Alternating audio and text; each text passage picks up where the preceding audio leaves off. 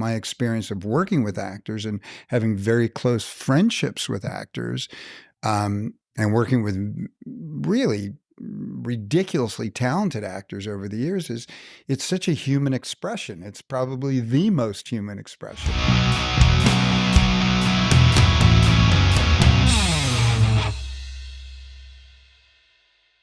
No wire hangers ever!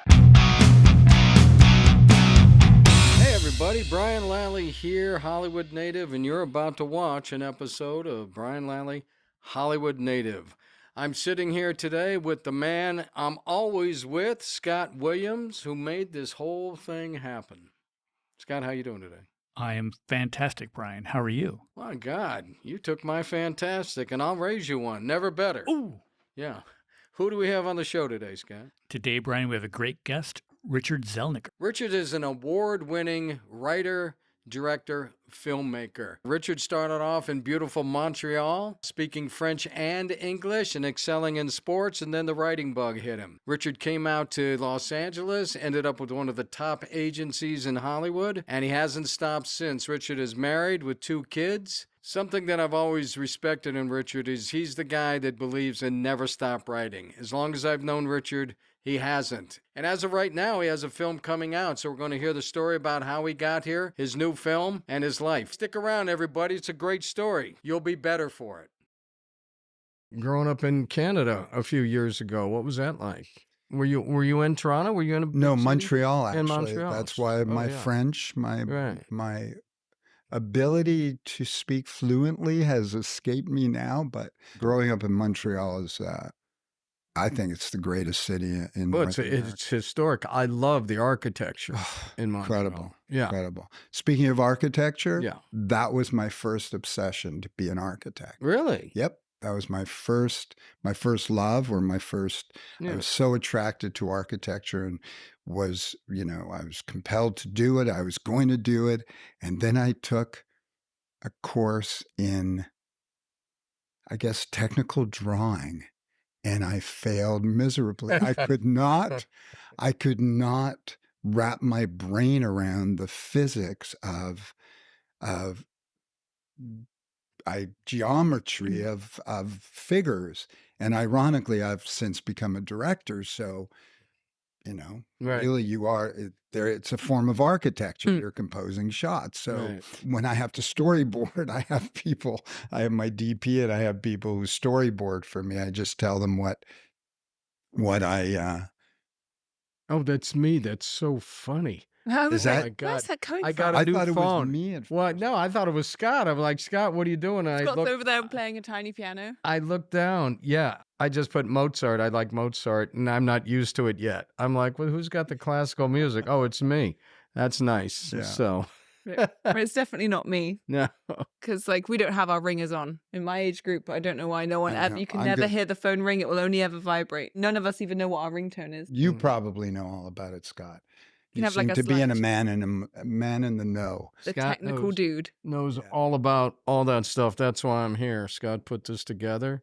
My partner in crime, as I call him on all the intros. Yeah, so this is a magnificent facility where we have here. So, architect. So you want to be an architect, but you couldn't figure it all out. But you're an architect of film. Yeah. So what did your So- dad do? He made a good living? Remember, He was he was all right? Man, he was selling candy. Really? He was a candy man. So- outside schools? yeah, no, he was legit. That was something I was up to. Yeah, he was a candy man. And in fact, he had a card. That's so funny you bring that up. But he had a card that said, "Making your life sweeter," Oh, okay. which is, That's a it's a nice great little slogan. tag, right? Yeah, yeah. And my mom was a stay-at-home mom. She Mhm. had 4 lunatics, me being among them, but 2 brothers and a sister. And interestingly enough, we had no artistic background, so it's all about sports in our family. And my dad, truly one of those aficionado gamblers. Oh, So we either ate 1 week and 1 week we didn't. Oh my gosh. Not quite as bad as that. right. But it was an interesting upbringing because it was all about sports. Sunday, the 12 teams, Yeah. and either seriously, we either got Schwartz's Deli on Sunday night if we won, and and we had like leftovers if we Right. didn't win the Sunday games. Wow. So sports were a big deal, like I said, and so I played football and baseball and hockey, and the truth of it is like I have no idea where the whole, starting beginning to write, like why I wanted to write, but I was always sort of sitting in my imagination, and Right. I was What you're terrified of everything. I know that for me, I know that writing became a thing because I was one of those kids that was afraid of their own shadow. And now being very drawn to the horror genre makes sense because of where I came from. But in truth, the writing became a thing in my teens, but I didn't know what to do with it. I was first writing poetry, writing short stories. And then I wrote my first stage play for the Toronto Free Theatre. Urjo Correda was the artistic director, and it was called A Test of Will. And it turns out that that's the first movie I directed. Donald Morgan found the script, a great DP. You remember Well, yeah, him? of course I know Don real well. Don Yeah. is a phenomenal DP. Yeah. Won like With a 9 lifetime- Emmys. Yeah, with a lifetime. Is he retired now? He's 92. Well, I so, know, but he was. But he'll still call me every couple of years and say, Richard, are we going to go do another movie? Because Yeah. he ended up shooting my first movie. And in fact, he inspired me to go out and shoot and make a film out of A Test of Will. He somehow, the script was at Endeavor at that point. It was before it was William Morris Endeavor. And Don ended up with the script. I have no idea how.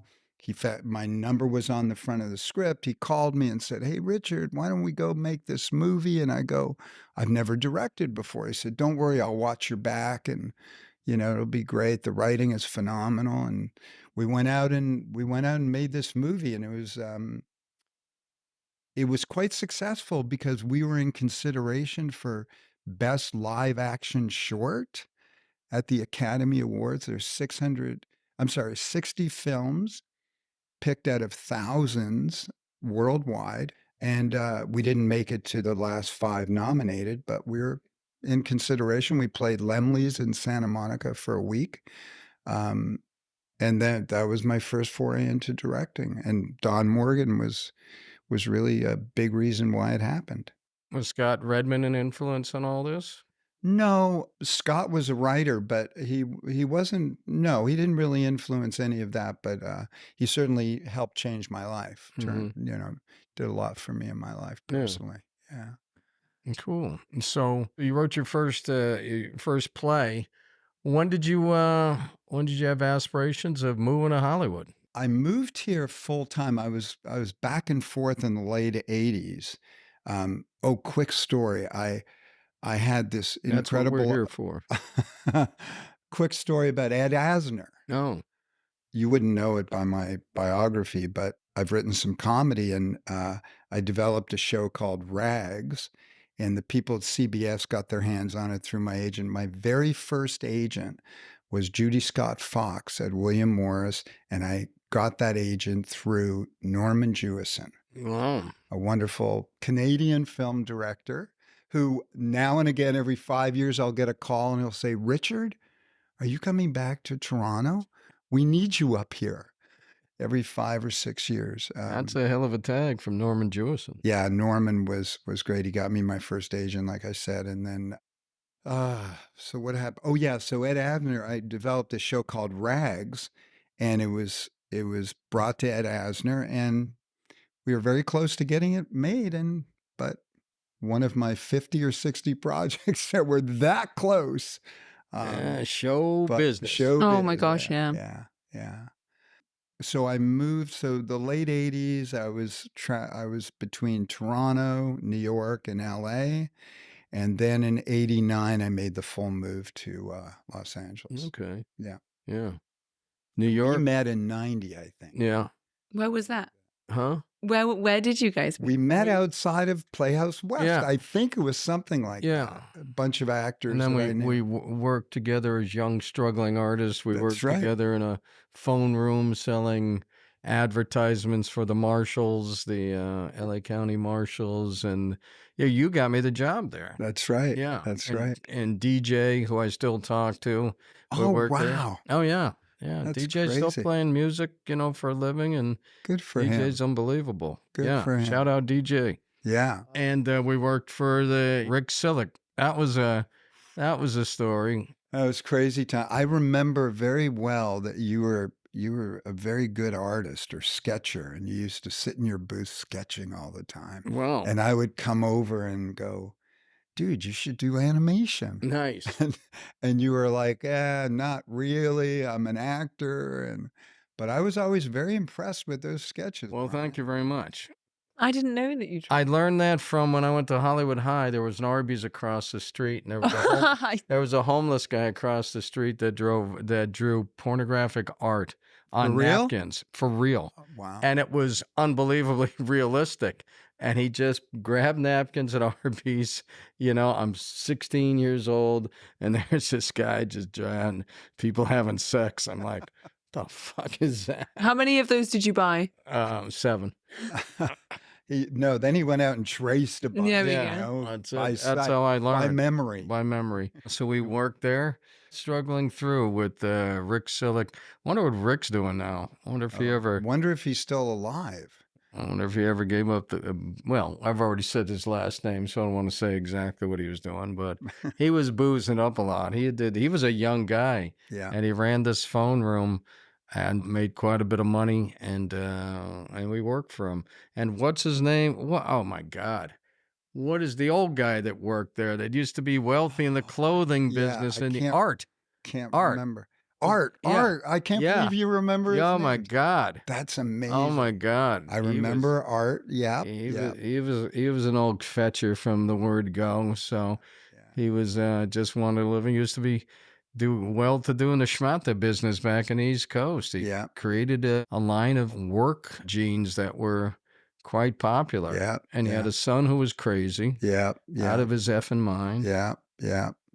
And he had some troubled times, and he ended up in a boiler room. Yeah. And you remember when that movie came out? I think I might have called you and said it was years after we had left that joint, and they did a pretty good job. Vin Diesel and Scott Affleck Conn was in it too, and was Scott he? Conn. Affleck I didn't know was in Affleck it. was in it. I remember Scott was in it, beating up some guy outside the boiler room or something. So, Scotty's, I talked. But then we made our way out. Because I know you've been doing quite a bit of acting, and you've been in some stuff. I caught some stuff over the years. I've been in some stuff. I caught some stuff over the years, but penicillin will get away from get rid of that. But yeah, you moved here in '89. Yeah, I always remember your writing. Always remember. That's one thing I respect about you. Told you about it over the years, and told some people I know. Was it Rachel McKay? Somebody went and auditioned for you. I just talked about the focus, the consistency, the passion, which is what makes it for us. Why we're still on the in the game, still working in the biz. Oh, I remember you always remarking and taking note of the fact that 7 days a week, no matter when, hell or high water, I was always developing something, writing something. Yeah. And I think that's really, honestly, for anybody who's a young, aspiring writer, director, filmmaker, actor, it's discipline, man. It's constant, it's consistent. It's like being an athlete. You just got to go out and get it done. Writers write, actors. I also coach actors and writers and teach to bring in a few bucks on the side. Been doing it for about 6 or 7 years now, mostly one-on-one. Right. And I'm always about, remember, no matter what, actors act. So if you just grab a friend and do some scenes, do some reading, get a script read, and just do what you have to do to stay in shape. Mm-hmm. I like to call it the actor's gym, the thing that I do. It's always about working out. Sure. Making sure you're always Well, doing sure. work. That's where Verity and I met. We met doing a play, and now Verity is my top student. Oh, nice. Yeah, she's Oh what yeah, I have my Lola's t-shirt. Oh, Lola's. That's right. I have my Lola's hat. This is a We met. Lola's day I hope I today. get one of those hats when I leave. Well, You have to- which is it's funny because this is where they're made. That's great. Yeah. So then I'm in the We'd right have- Are place. you Yeah, telling me because- that there have been hats here this whole time and I still don't have one? I don't have a plethora of hats. This is actually a prototype, so we got to figure that out. Yeah. So tell me about your process. You had texted me saying your process with coaching actors and on the set. Directing actors. Yeah. Did you ever sit in on any classes when Terry and I were in class, or I did. Yeah. I did. I'm sure you remember Terry had me come in and actually Rob, I think his name, the guy who Yeah. was head of the school. And yeah? so I sat in on 5 or 6 classes, just not for directing, purely for acting. And I always thought that it was such an interesting. It was very interesting for me to watch an acting coach or acting teacher as opposed to, or not opposed to, as opposed to, but in difference to when a director works with actors. I thought that he stopped a lot of the scenes and then Mhm. would critique, and he was very hard on some of the students. And in fact, I don't want to get into someone else's process, but Process. whatever that was, but I found it to be just very different from the way I work with actors, Well, because yeah. I'm very nurturing and very loving and Well, very that's the way I feel that we really we promote people's spirits that way, and we Mhm. promote people's passion, and we Right. promote people's love for what they do, not by beating them up. Right, well, So that's just for me. That's just like something William Friedkin when he slapped the priest in The Exorcist to get said, yeah, a get a response reaction out yeah. of him. Yeah. And So, Kubrick has his ways as well, but I know that watching, I was also invited to. There was a bunch of other actors that were actually auditioning for me who were in another well-known acting coach. Her name is Ivana Chubbuck. sure. And so I went to some of her classes to sit in. What's it called when you When you audit? Yeah, audit? Thank you. I was yeah. going to say adjudicate, but again, wrong word. Well, Ivana Chubbuck can also scream a little bit. Oh, she really went after some people. And I, in fact, she invited me to have a couple of conversations with her about what my impressions were. And first thing I said was, you can be a little kinder, I think. Kindness goes a long way with actors. Right. And she just had a different way, a different philosophy, and a different language than I did. But some students, I guess, respond to that kind of, I see it just a little different. Well, no, but this is a conversation that's been had by many people. You're not the first. Okay. I've had this conversation for 30 years. So, Okay. no, when I teach, my philosophy is if you knew how to act, you wouldn't be in my class. Right. So, the stopping the exercises and yelling at people, I've never done, because when you get on a set, you have to take an adjustment. Right.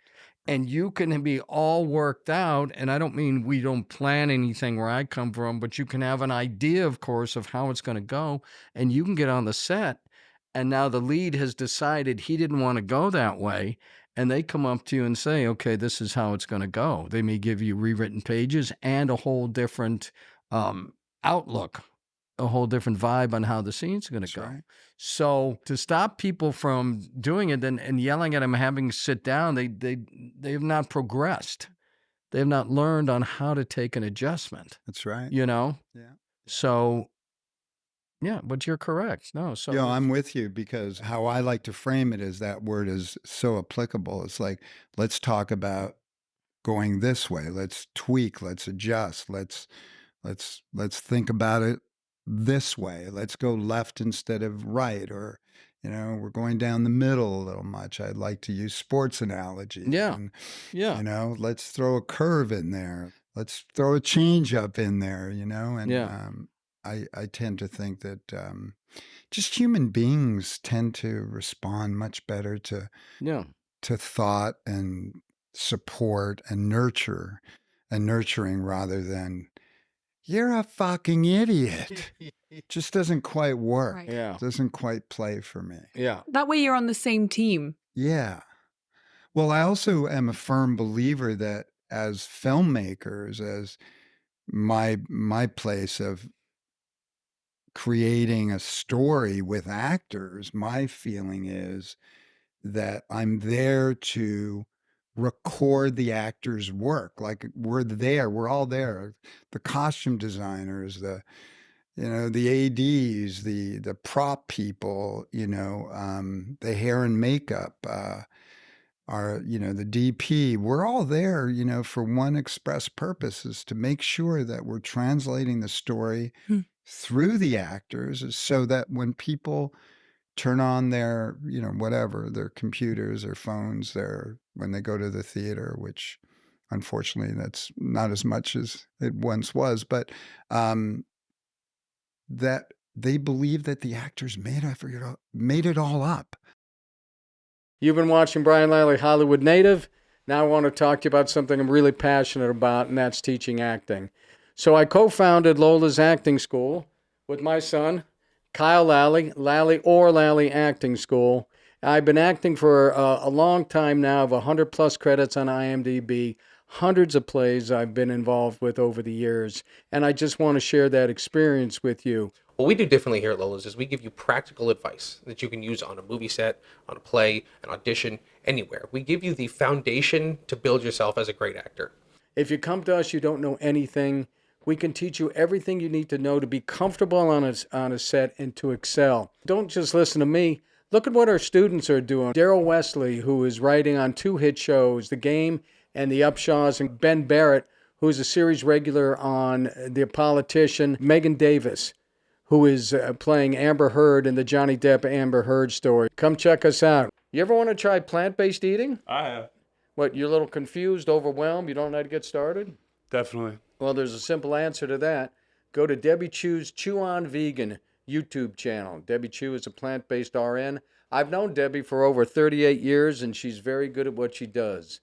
You go to the channel, and there's over 300 recipes. They're simple, easy to make, and they're delicious. If you want to try it, you just might get healthy.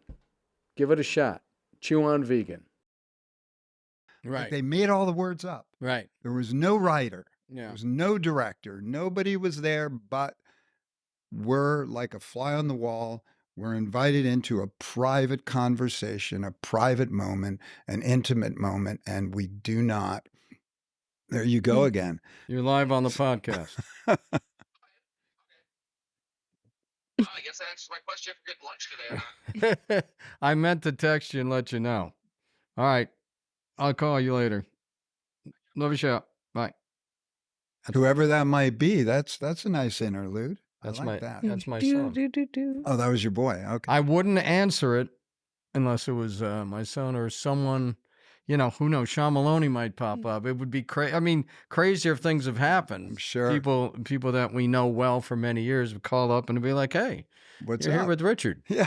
That'd be fun. So we're there to record the actors, Right. and really, we should not even be thought of and considered. People often say, "Who's the most important person on the set?" And I always come back with one thing: our actor, our actor, our actor. And well, what about the director? And what about everyone else? No, we should not even be noticed. We should be there to facilitate their work. And actors often are shocked when I'm in interviews with them, because my casting process is often I'll know an actor's work and I'll watch their work and see their work rather than audition them. And then we'll just have a conversation if they respond to the role or the script. And then we'll have a creative conversation. What do you think about this character? And what do you think about this story? And how do you want to make this movie? And if we're on the same page and we find that we're creatively making the same movie and creating the same story, then I tend to hire them. And after that, I try and get out of the way. Like, oh, you're a very smart person, and if you responded to this role or you've responded to this story, I assume you want to go and tell this story, but you have your own ideas. Right. My ideas are already in the script. Right. I wrote it. My ideas are already there. Now I'm welcoming yours. Give Yeah. me yours so that Well, we can yeah, collaborate. I've talked about this a lot lately, so it's probably come up on multiple podcasts. But when Tarantino was talking about early on someone, and I got to figure out who it was because I always say someone that he really respected said, never give an adjustment until the actor does what he thinks, because you may see something you've never thought of. So That the was actor, Tarantino who yeah, said that. yeah. Yeah. I don't know if he got it from Oh, someone. no, I heard him interviewed, and he said, so-and-so told me. Yeah. He said the advice I was given was, and he said he adhered to that ever since. Absolutely. So he knows a thing or two about He does. filmmaking. He does. Yeah. And he also, what's interesting is something that I don't do as much as he does, but I do it as well, as he likes to be right there with the actor, not behind the monitor. So the experience that the actor has with the director is it's more immediate, it's more human, instead of, we're behind the monitor Yeah. and we're calling out, would you tell Yeah. Brian to maybe he's a little too big in that, but to be immediately there, so you're this close to the actor and you have a more human experience. Because in truth, it's, from my experience, I'm not an actor, but my experience of working with actors and having very close friendships with actors, and working with really ridiculously talented actors over the years, is it's such a human expression. It's probably the most human expression. And so what's better than to be immediately and directly with, like, I'm looking in your eyes, Verity. I'm looking in your eyes. And Scott, I'm trying to look in your eyes, but you're at a distance. He's the guy behind the monitor. Yeah, he's the guy behind the monitor. Never mind the man behind the curtain. But isn't that really true for, I mean, you being actors and you being a teacher of the craft? It just seems to me that it really is the human spirit, and and so you have to be very present with an actor. And the rehearsal process, I'm very big on rehearsal.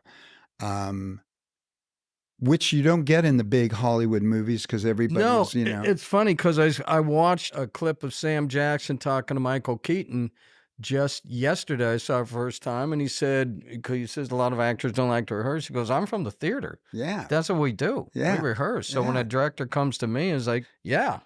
You know what I mean? So, yeah, I love the rehearsal process. And I've had some experiences auditioning when I didn't rehearse. I was given some direction by somebody, and I didn't rehearse, and I went and I just blew it. It was terrible. Yeah. But I learned. Yeah. I really, really like to rehearse and go over what I'm doing. I'm not Kevin Kline or Meryl Streep or James Caan. These people that just went in and was just like, yeah, I just want to hear it for the first time. That's not me. You know what I mean? Those people are all great, but that was not. No, I need to. You discover things. Absolutely. I think it's imperative whenever I interview with an actor, or we have our one-on-one where they're feeling me out and I'm feeling them out.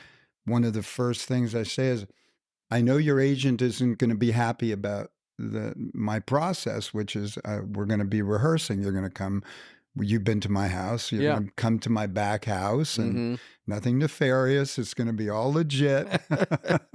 And we're going to rehearse. We're going to work. And they're always like, oh my God, Richard. Oh my God, that'll be wonderful. That'll be amazing. And I said, you come over come over for a couple hours, and we'll sit you with the other actor you're doing an intimate scene with, and we'll just run it a couple times, and they love it. Yeah, the first film I ever had a lead in, so many years ago, the romantic lead opposite me didn't want to rehearse. And I was into rehearsing, and we had some intimate scenes. Yeah, we did.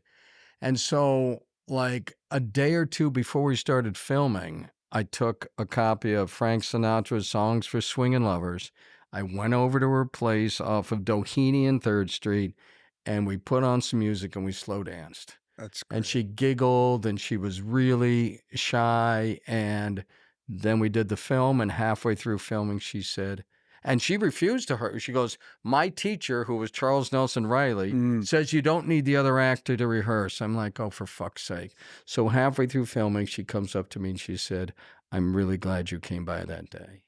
Because we had to break that ice. Of course. You know what I mean? We were lovers. I was married. I never messed around with actresses, but you had to get there. We just slow danced. We acted intimate, and it just carried over. And she thanked me for it. But you gotta, if you have the opportunity, you gotta break that ice. You have to. It's really imperative. And the other part of it is to know that you can trip and fall, you can try things, Sure. you can again adjust, move to the left, move to the right, just find chemistry. You know, one of the things I also do is I will do chemistry reads. Mm-hmm. I'll literally, Verity and Brian, let's, 11 o'clock tomorrow, off the record. I'm interested in you. I'm interested in you. Let's see if you guys work together. And I may not hire you because the chemistry isn't there. Has nothing to do with whether or not you're right for the part, but is it going to work with you and her together? Mm-hmm. Because again, how many movies have you watched, or how many television shows do you watch and you go, God, they have no chemistry. Right. Yeah. They're wonderful actors separately, but they don't work together. There just isn't that compatibility, or the fireworks, the passion, the power, something isn't working. And you're going, I don't know why they bothered to cast her with him. I understand what a wonderful actor she is, but they don't work together. Right. Like Ed Norton is a particular kind of actor, and you need someone who's just as, he's just a powerful man on why do you think Birdman worked so well? Is because Keaton and Norton are such good actors separately, but the chemistry they had together, it's mind-boggling. Yeah. Just an incredible piece of cinema. But most of it was all of those actors worked together.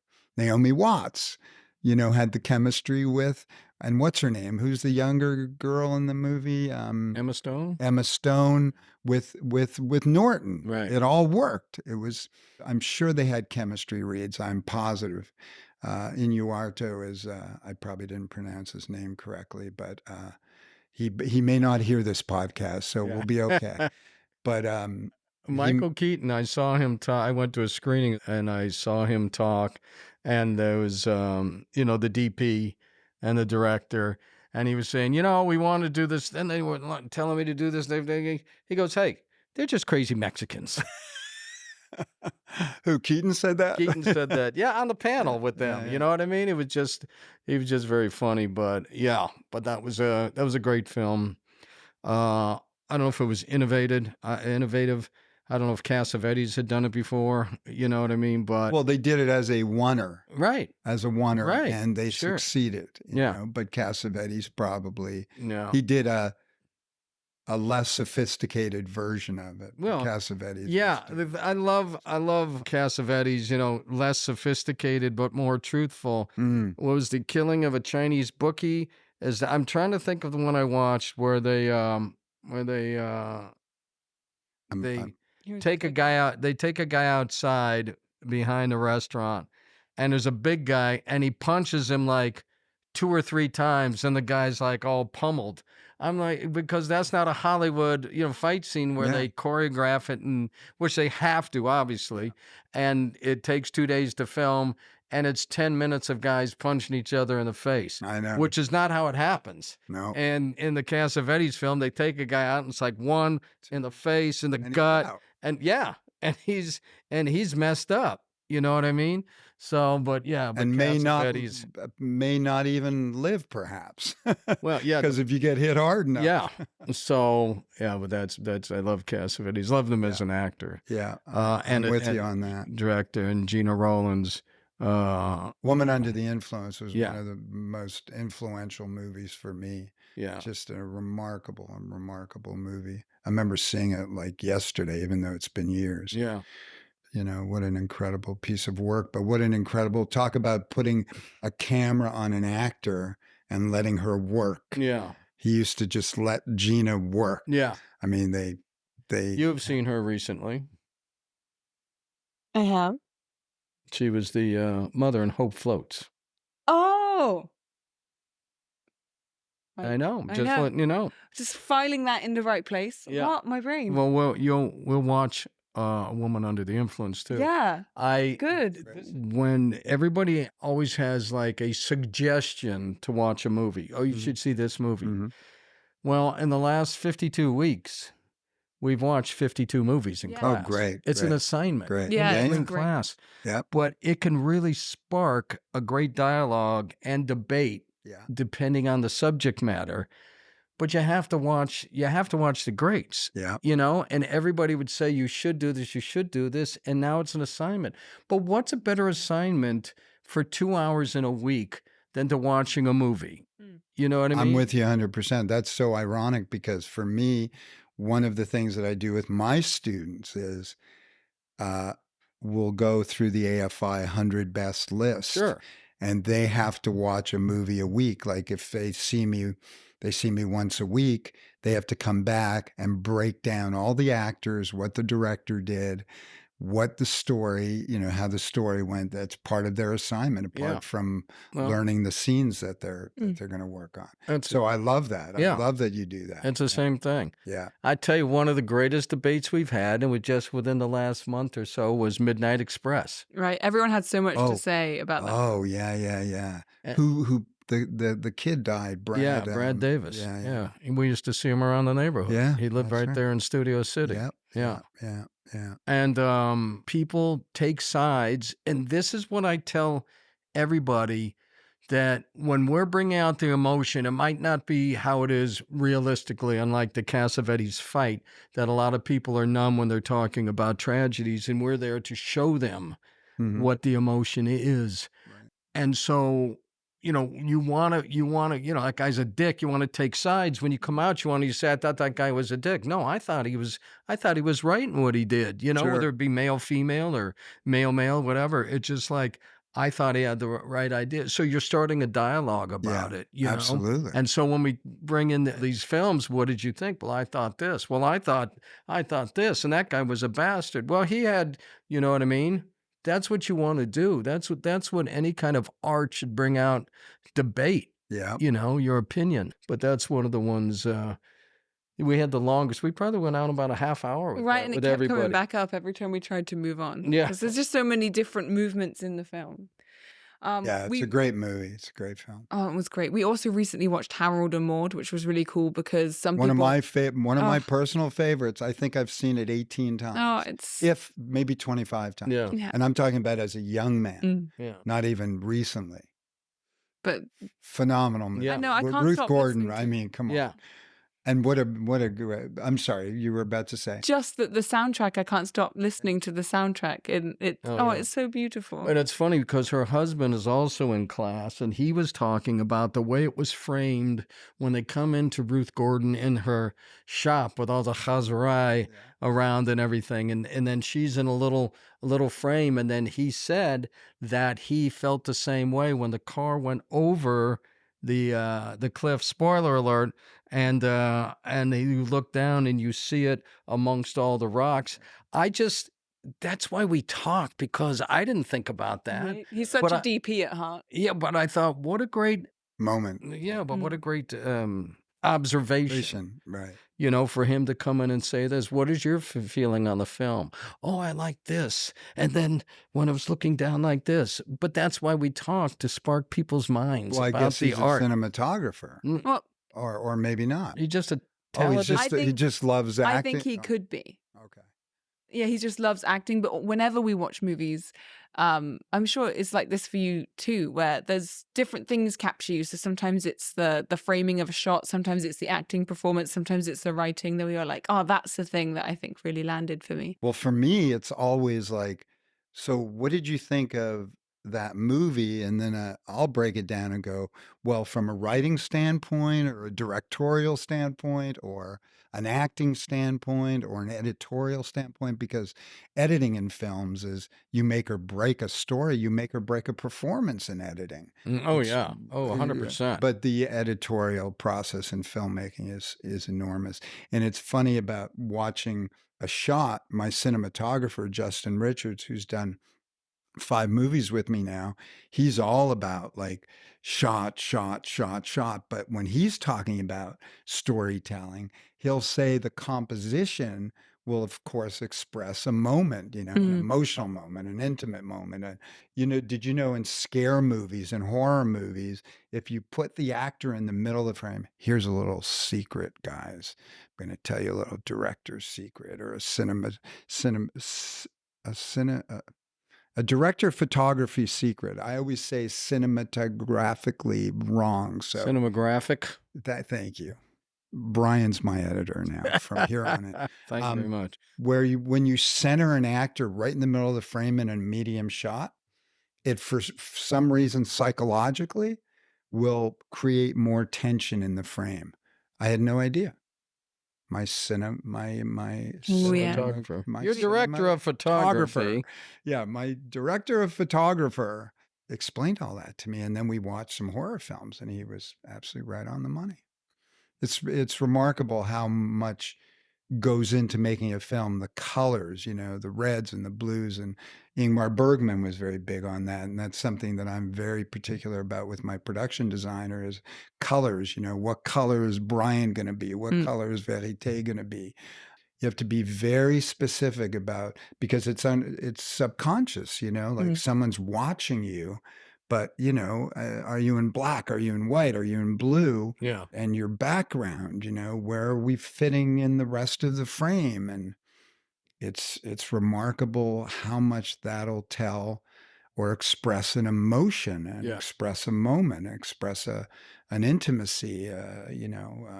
It's amazing what goes into a frame. Yeah. I've been talking about this a lot lately, and it just came to me now. In Blue Jasmine, Kate Blanchett. Yeah.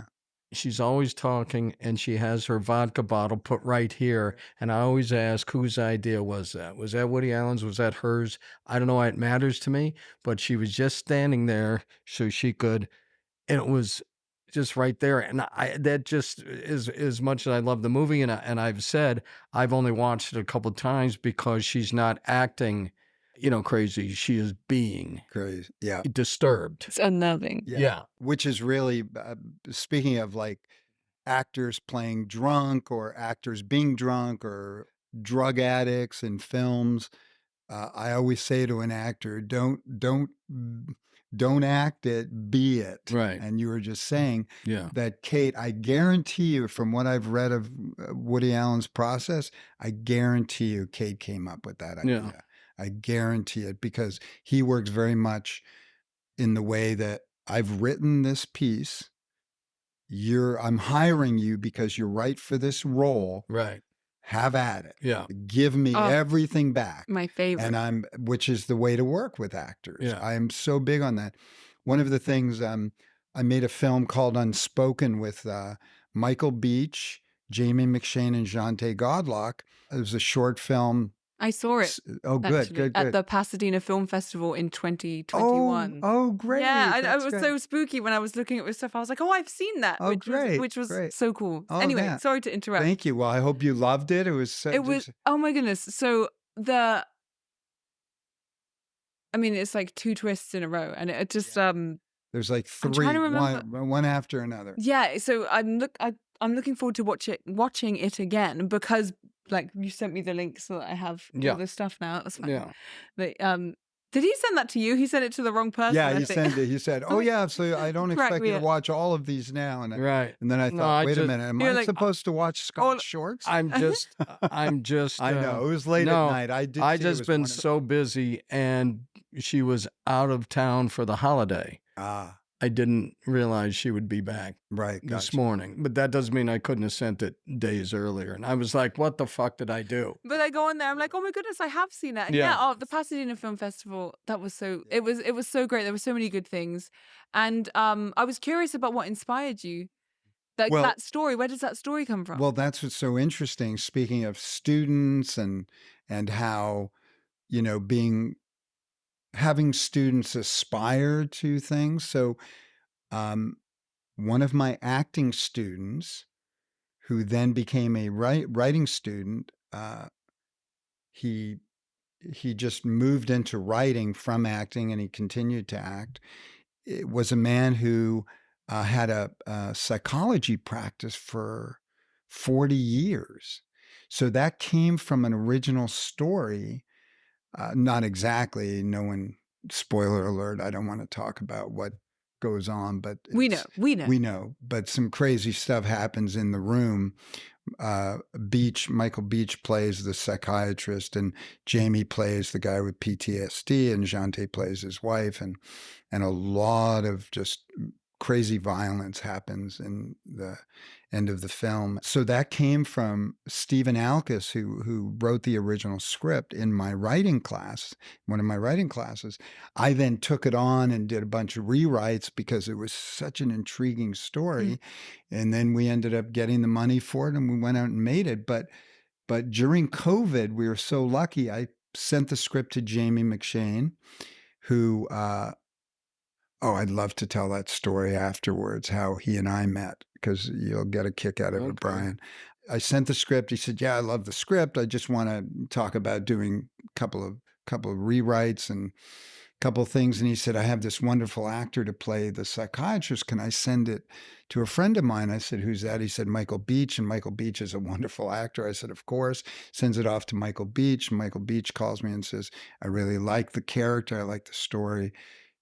Can we sit down and maybe go over some notes? And I said, of course. And so I welcomed his input. And so myself, Jamie, and Michael sat down, and we did kind of a tweak on the script because I loved having their input. But in answer to your question, the original story came from a man who was a bona fide, legit working therapist for 40 years. And he had a patient that had a similar story, but didn't quite go as far as Didn't we did end in the the way film. it- Not Oh, quite so as it's based on a horrifically. true story, which Based is on a true that's a great. real Yeah, character. that's amazing. Yeah. Yeah.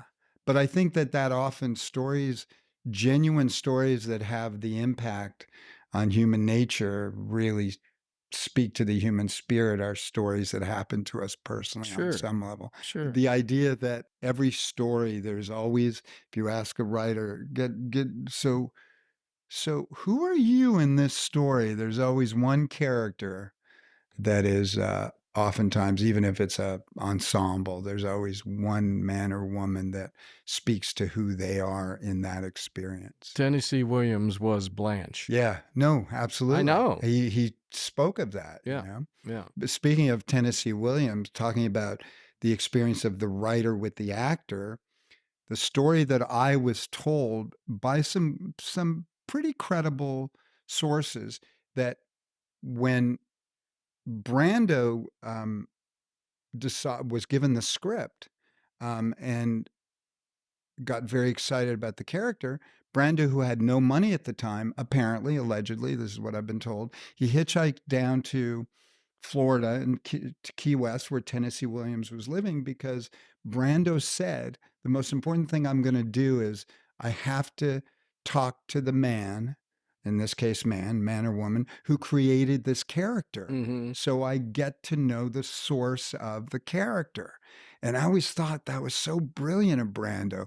So again, allegedly what happened is he hitchhiked, he had no money, hitchhiked down to Key West from New York, knocked on Tennessee Williams' door, Mm-hmm. and Williams, who was a gay man, like opened the door and said, "Oh my God, like what's standing in front of me? Like what did I do to deserve this?" Right. And then Brando introduced himself and said, "I'm playing Stanley Kowalski in your play." And he said, "I just had to meet the man who created this character." And again, Again, I wasn't there, and I have no full proof of it, but I was told that they went for a walk. William said you could stay the night um, before you go back, and they walked on the beach. They took a walk down the beach for like 3 miles and 3 miles back, something like, anyway, a number of miles. Did not say a word through the whole walk. Came back. Brando, then they a makeshift bed in the living room. He slept on the floor. Williams went to bed. The next morning they had breakfast together. Again, did not say a word, did not talk about the character. Brando just felt him. And he went back to New York, and the rest is history. Yeah. And that's kind of the way the story went. I mean, I can buy that, right? I mean, Brando was an extraordinary actor. We talked earlier about, focusing and doing something every day. Tennessee Williams, I was going to do a movie where I played his father. Ended up going to Vincent D'Onofrio. But I got to work in the film with Vincent D'Onofrio, which I was very grateful for. Would have Supposed to be a great guy. It was a great guy. He was generous generous, and yeah. very kind. Yeah. Couldn't tell you how much I enjoyed. It was we had a very long scene. Beth Grant was in it Yeah, too, yeah. in the scene, so it was great. And he was very innovative in what he did. But I read so much about Tennessee Williams. So Tennessee Williams, like the fuck men, drink and write. And every time he went to a new town, because it was so many years ago, he found a gay spot, met men, and wrote and drank. But he wrote. But Every even day. as a child, he was working at his dad's shoe factory, Yeah. and his mom would just find him passed out on the kitchen table. He would just write. Yeah. That's What he did. you do. He had three That's what you do. passions, Yeah. and he did them all Yeah. daily. Yeah. Yeah. Good for him, because Yeah. that's what it takes. I don't know about the fucking men part, but Well, because that's you know not my that's- proclivity. Well, but I'm that's what it more, takes. More interested in women myself. Well, but that's what it takes. we yeah. can all be in denial here at the table. Nobody minds. But no, but the dude, he just wrote. They bought the futures on his on the profits on his projects. He got a check in the late 50s for $4 million. Off Streetcar. No, off Oh. everything. Oh. I mean, that one of the studios bought, and again, years ago, I read all this stuff, but it was like the future profits on his projects. So it was like nowadays when people sell their catalog. Yeah. They gave him, in the late 50s, a check for $4 Which million. probably in the crazy. dollars today would be like 50 million. Well, I think, I think people underestimate that when it's like that. I think it was more like 100 or 200. I mean, it was Yeah. so- Outrageous. Yeah. So much money. Yeah. Anyway, but he was brilliant, Yeah. and his Truly projects were, brilliant. yeah. But But I love that Brando Williams story, because it's a credit to Brando that wanted to go to the source, because when a writer creates characters, another thing I say to my students, or even to actors I'm working with on a movie, is if I didn't write it, or if I'm the co-writer, go to the other writer, talk to them about the character, mhm. because it lived in them for maybe years Right. and years and years, and how many rewrites they did. I think that's really important. It's so underestimated with actors. One of the things that Pacino likes to say is whenever young actors ask him, I'm sure you know this phrase, he always says, "Learn your lines, idiot, and then we'll talk about interpretation. Learn your lines, like somebody wrote these lines, cared for these lines, and if you want to improvise, first learn what's on the page, and then." And I really think that's very important to take in. Have you heard of Kubrick story about learning lines that he talked about when he first was directing all these older British actors?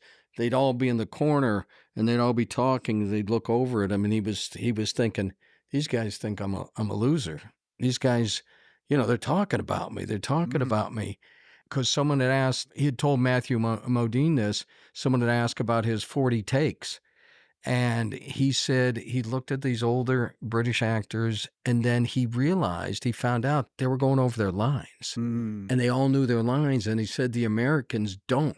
And he said, I do 40 takes so they can learn their effing lines. Nice. And he told Modine this, and I had no idea. And I read that not too long ago, and I was like, that's brilliant. Yeah. They had to repeat until they knew their lines. Yep, And that yep. was, method to his madness, one of the greats. But that's so important that Kubrick, or for me, when I'm working with actors, sure, particularly if I've written it or co-written it, any line that's going to work better for you as an actor in that moment is great. But before we go there, learn the line, then we can tweak it. Yeah, Because if you don't learn the line first, then you don't really, there's a rhythm oftentimes. Sure. Good dialogue has Yeah. musicality to it. yeah, So give that a run, give that a try, and then we can start to play Yeah. with it. Instead of yes or yeah or nah, no. Find your rhythm, find the music in dialogue. yeah. I firmly believe in the statement that if you don't understand a line, you don't understand the character.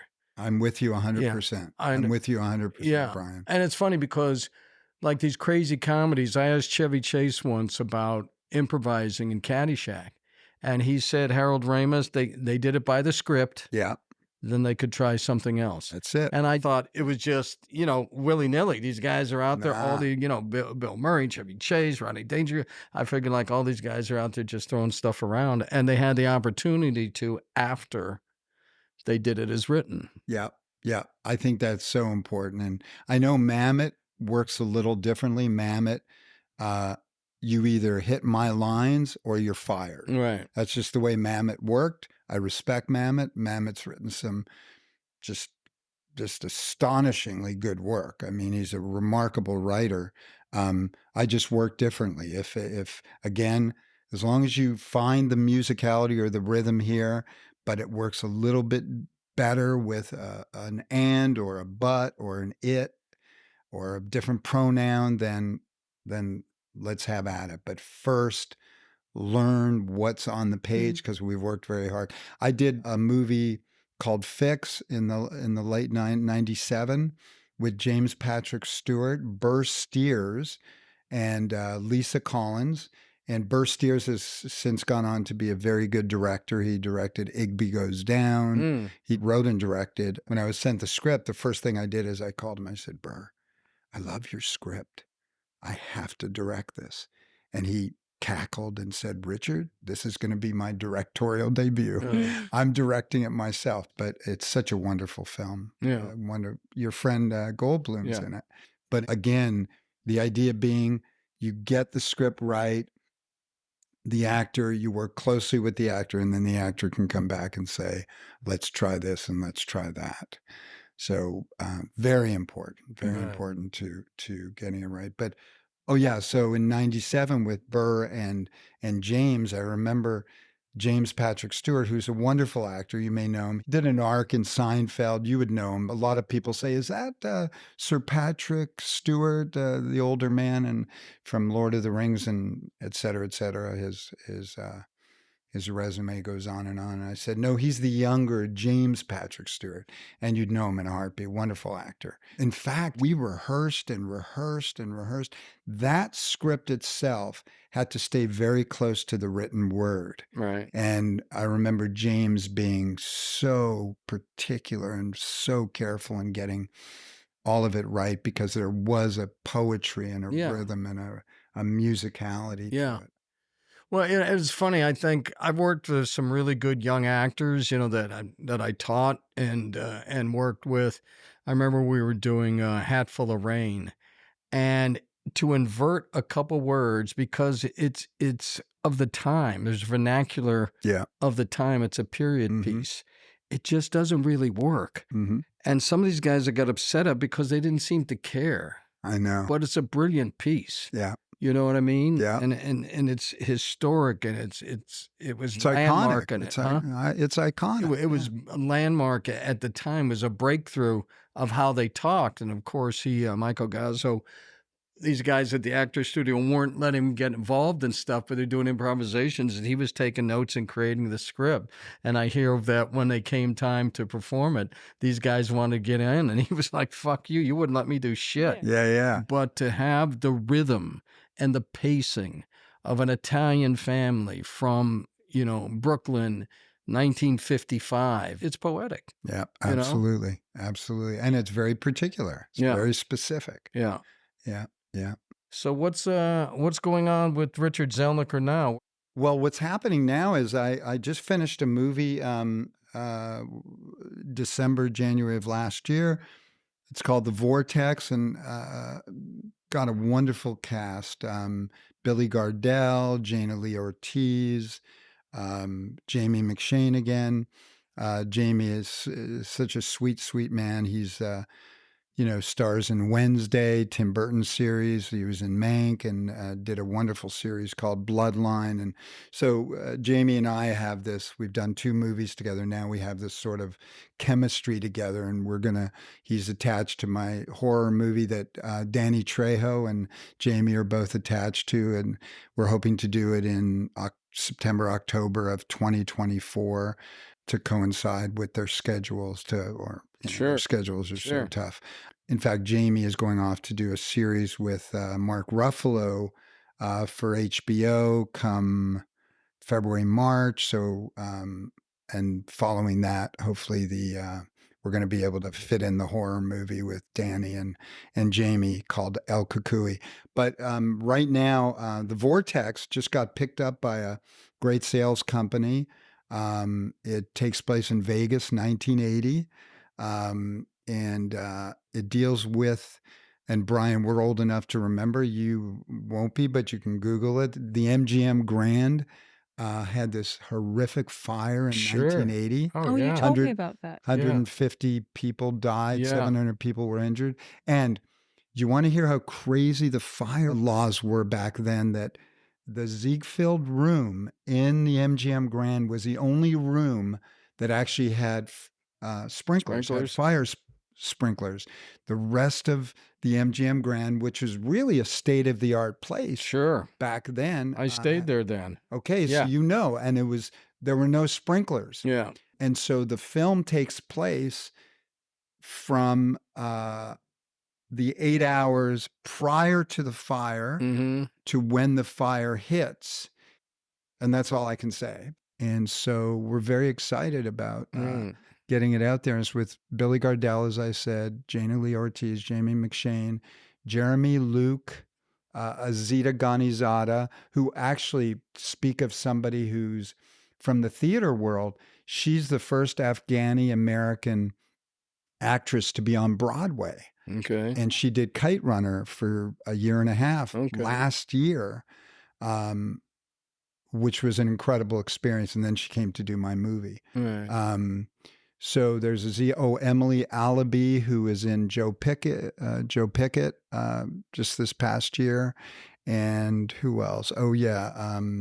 Nick Gracer from, I don't know if you know Nick Gracer from one of my favorite series, Barry. The HBO series that Hader did with his partner. Very, an 11 character ensemble, 80, Vegas, MGM Grand, compulsive gambler, about addiction and all about sort of the crazy happenings that go on in Vegas and the night of 1980 of the MGM Grand, and sort of seeing all these characters coming and going, very much Altman-esque in a way, and P.T. Anderson and those guys. And Asdru Sierra is my composer in the film, and he's won some Grammys with a band called Ozomatli. Do you remember those guys? Yeah. Okay. Yeah. So Asdru has composed the jazz music, and so there's that going on, and then there's we're hoping to take this film. The plan is we're going out in the new year to turn it into a television series, but we'll see if the movie gods are in our favor. Right. So there's a lot of great things going on, and a shout out to my wife who partners with me. She writes with me sometimes. Her name is Callie Wynn Zelniker, and remarkable woman just for putting up with me for 25 years for starters. Well, I Yeah, would that's- have to give her an award for that myself.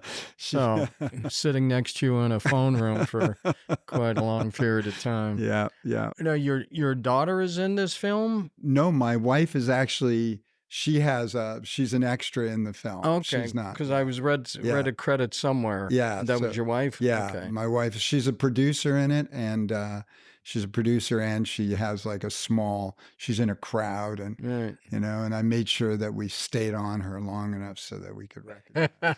So you could go home at night. Yeah, and that's not right. sleep on the that's couch. right. That's right. So she'd feed me one more night. One more night. So what's your vision, Richard? Where do you see yourself going? Oftentimes people ask about, what about retiring, or when do you plan to retire? No. You never. You're right. No, you I never mean, have never. to retire. I'm On so your- glad you say that, on your- because my answer is I'm going to die in the director's chair, or I'm going to die typing. It's just- Walt Disney died describing Epcot Center to his brother. there you go. He said there was a great documentary that he's like in bed and he's like, then he come here and he's really talking Yeah. as he's dying. Yeah. You know what I believe mean? It. So- I believe it. Yeah. I believe So, it. For yeah, those, no I mean, I always hear like Tarantino is supposed to be doing his 10th and last film. Right. And I'm like, he's going to come out of retirement in 3 years and say, I was just kidding. Like Right. Soderbergh Yeah. had Like quit Daniel at some Day-Lewis. point. Daniel Day-Lewis, there's no way once it's in you. I don't know. I guess it's sort of an addiction, storytelling is something that I don't know that it can ever leave you. And so, yeah, I'm going to continue to develop stories and write stories and hopefully get enough money so that we can then put them on film or on television. And the one thing that I'm looking forward to 2024 and into and hopefully 25 and 26 is going into a television series, because I've never really done television. I've been in the indie film world for all these years, and we're very interested. Billy and I are he's EPing the show, and he's starring in the show, and we'll see what happens, but we're hopeful that something good will come of it, and we'll be able to do a few seasons there Cool. if it all gets picked up. When it all gets picked up. There you go. When it There all you gets go. picked There up. you go. Well, cool. All right, man. Thank you for coming out to Fillmore, California. Right. Yeah. Taking the drive. At least you were Yeah. going against traffic, so Yeah. it was a smooth ride out here. Scott will say, is there anything you want to promote? Social media, anything? Oh Website. yeah. That's you. Okay, so Instagram at And don't worry, we'll cut out the Yeah, okay. seriously. I'll Just follow you on Instagram. at R Zelniker Instagram. that let's is see. spelled. RZELNIKER for Instagram. Twitter is at Richard Zelniker. And then LinkedIn, just Richard Zelniker. Oh, and then our site, our website is www.lucidpictures.net, where you can find all sorts of goodies. You can find the history of Richard Zelniker's work. So thank you, Richard. It was a pleasure seeing you again. It's been Yeah, a it was while. Great to see you, Brian, and great to meet you. Yeah, great to meet great you. to meet you, Scott. And thanks for having me, Brian. Oh, It's been you're- great. And you're welcome. I've been following your podcast and been on the pulse of your career, and I'm so glad to see that you're doing so Well, much now you're acting. part of it. Yeah. Yeah. Yeah. Oh, So cool. thank you for having me. Right on, man. Great. All right.